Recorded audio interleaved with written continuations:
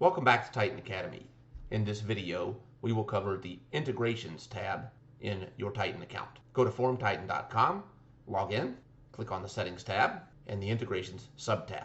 Here, you will see listed various services with which Titan offers a direct integration. It is from this screen that you will configure the integration setup for the various services that you wish to use.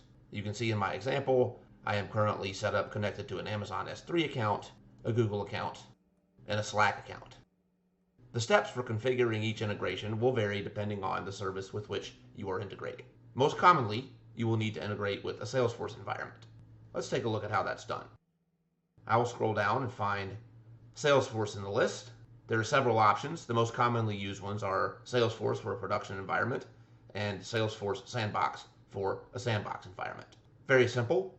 I will click Authenticate. This will open up a login screen. I will put in my username and my password. Click Login. We are now authenticated, and that is how it's done.